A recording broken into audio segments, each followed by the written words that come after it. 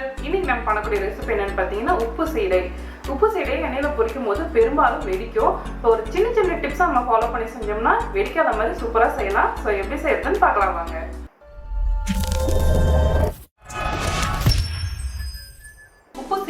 ஒரு பேன்ல அரிசி மாவு 1 கப், நீங்க இடியப்பம் மாவு கூட எடுத்துக்கலாம். இப்போ இதை லோ ஃப்ளேம்ல வச்சுட்டு நல்லா வறுத்துக்கோங்க. சீக்கிரமா வறுபடணுங்கிறதுக்காக ஹை ஃப்ளேம்ல வச்சு வறுத்தீங்கன்னா சீடை பொரிக்கும் போது சீக்கிரமா செவந்துடும், ஆனா வேகாம போயிடும். அதனால லோ ஃப்ளேம்ல வச்சுட்டு நல்லா வறுத்துக்கோங்க. இப்போ ஒரு 2 நிமிஷம் வறுத்ததுக்கு அப்புறமா அரிசி மாவு நல்லா வறுபட்டுருச்சு. மாவை கொஞ்சம் போல எடுத்துட்டு இந்த மாதிரி கோலம் இழுத்தீங்கன்னா நல்லா கோலம் போட வரணும். இப்போ மாவு ரெடியா இருக்கு. அடுத்து உளுத்தம்பருப்பு 2 டேபிள் ஸ்பூன். இதை நல்லா செவக்க வறுத்துக்கோங்க. உளுத்தம்பருப்போட கலர் மாறிடுச்சு, நல்லா இந்த மாதிரி ப்ரௌன் கலர் வர வரைக்கும் நல்லா வறுத்துக்கோங்க. அடுத்து இதை ஆற வச்சுட்டு நல்லா மிக்ஸி ஜார்ல பவுடர் மாதிரி அரைச்சிக்கோங்க. இப்போ இதுல அரிசி மாவு இருக்கு, வறுத்து அரைச்ச உளுத்தம்பருப்பு அது இதுல சேர்த்துருங்க. எல்லாத்தையும் சேர்த்துட்டு நல்லா சளிச்சு எடுத்துங்க. சீடை வெடிக்காம இருக்க கண்டிப்பா இது முக்கியமான டிப்ஸ். சளிச்சு தான் சேர்க்கணும். இந்த மாதிரி சளிச்சதுக்கு அப்புறமா இதுல கருப்பு எள்ளு 1 டீஸ்பூன், 1 டீஸ்பூன், பெருங்காயத்தூள் 1/2 டீஸ்பூன், துருவின தேங்காய் 1 டேபிள் ஸ்பூன், வெண்ணெய் 1 டேபிள் ஸ்பூன். வெண்ணெய் வந்து எடுத்து இந்த மாதிரி சாஃப்டா இருக்கணும், நல்லா ரூம் டெம்பரேச்சர்ல இருக்கணும். அப்படி இல்லைன்னா நீங்க உருக்கி கூட இதை சேர்த்துக்கலாம். ஃபர்ஸ்ட் இது எல்லாத்தையுமே நல்லா கலந்து விட்டுறலாம். அரிசி மாவுங்கிறதுனால நல்லா கிறிஸ்பியா வரும். வெண்ணெய் வந்து சேர்த்துக்கிறதுனால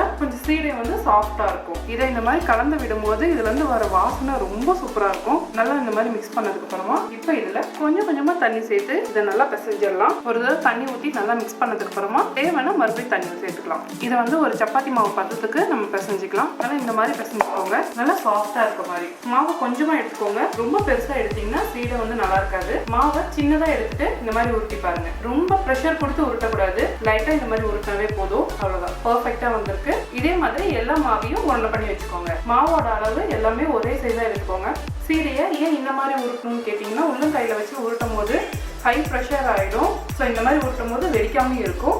அதனால தான் மாவோட பதம் கரெக்டாக இருந்தால் லைட்டாக ஒரு 2 தடவை இப்படி உருட்டினாவே அது உருட்டை வந்துடும். இது பொழுது எல்லாத்தையும் உருட்டிக்கோங்க. இப்போ நம்மளோட மாவு எல்லாத்தையுமே சீடையை உருட்டி வச்சு அடுத்து ஒரு டூத் பிக் வச்சு இந்த மாதிரி குத்தி விட்டுக்கோங்க. இப்போ எண்ணெயில் போடும்போது வெடிக்காமல் இருக்கும். இப்போ எல்லாத்தையுமே குத்தி முடிச்சாச்சு. இதை வந்து ஒரு 5 நிமிஷத்துக்கு ஃபேன் காத்துல நல்லா காய விட்டுறலாம். அப்போ பிளேட்டை இந்த மாதிரி ஷேக் பண்ணி விடுங்க. எல்லா சைடும் நல்லா காயணும். அதுக்காக 5 நிமிஷம் நல்லா ஃபேன் காத்துல காஞ்சிருச்சு. இப்போ இதை பொரிக்க ஆரம்பிச்சிடலாம். இப்போ ஒரு கடாயில எண்ணெய் ஊற்றி நல்லா சூடு பண்ணிக்கோங்க. நம்ம ரெடி பண்ண மாவை ஃபர்ஸ்ட் உள்ள சேர்த்துடலாம். நான் முதல்ல 2 மட்டும் சேர்க்கிறேன், வெடிக்குதான்னு செக் பண்றதுக்காக. சரி, உள்ள சேர்த்துட்டு லோ ஃப்ளேம்ல வச்சு தான் பொரிக்கணும். எண்ணெய் ஃபர்ஸ்டே நல்லா சூடா இருக்கணும். கரண்டில கொஞ்சம் கூட தண்ணி இல்லாத மாதிரி பார்த்துட்டு இது ஒரு தடவை நல்லா திருப்பி போட்டுருங்க. இப்போ பார்த்தீங்கன்னா நம்மளோட சீடை வெடிக்கவே இல்லை, ரொம்ப பர்ஃபெக்டாக வந்திருக்கு. இப்போ நல்லா வெந்துருச்சு, கலர் பாருங்க, பர்ஃபெக்டாக வந்திருக்கு. இப்போ இதை எடுத்துட்டு வெளியில் வச்சிடலாம். மீதம் இருக்கிற எல்லா மாவையும் உள்ள சேர்த்துருங்க. ரொம்ப கவனமாக சேர்த்துக்கோங்க, சீடை உள்ள சேர்க்கும் போது எண்ணெய் தெரிக்கும். இப்போ நம்ம ரெடி பண்ண எல்லா மாவையும் சேர்த்தியாச்சு. லைட்டாக கலர் பண்ணிக்கோங்க.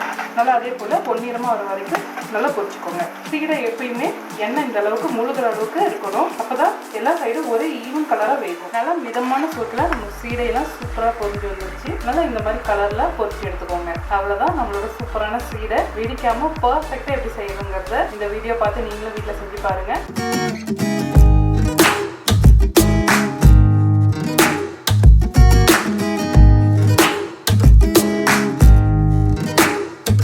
அவ்வளவுதான், நம்மளோட ரொம்பவே சூப்பரான உப்பு சீடையெல்லாம் ரெடி ஆயிடுச்சு. இப்போ இதை டேஸ்ட் பண்ணி பார்க்கலாம். டேஸ்ட் ரொம்பவே சூப்பரா இருக்கு. நம்ம சேர்த்து அந்த பட்டர் வந்து நல்லா சாஃப்ட் ஆக்கிருக்கு. ஸோ கண்டிப்பா இந்த ரெசிபியை வீட்டில் ட்ரை பண்ணி பாருங்க. மனமும் சுவையும் சேனலை சப்ஸ்கிரைப் பண்ணாதவங்க சப்ஸ்கிரைப் பண்ணிக்கோங்க. பக்கத்தில் இருக்க பெல் ஐக்கானை எழுதிக்கோங்க. லைக் பண்ணுங்க, ஷேர் பண்ணுங்க. உங்களுக்கு விருப்பமான டிசிஷன் என்னோட ஷேர் பண்ணி வச்சீங்கன்னா கமெண்ட் பாக்ஸ்ல கமெண்ட் பண்ணுங்க.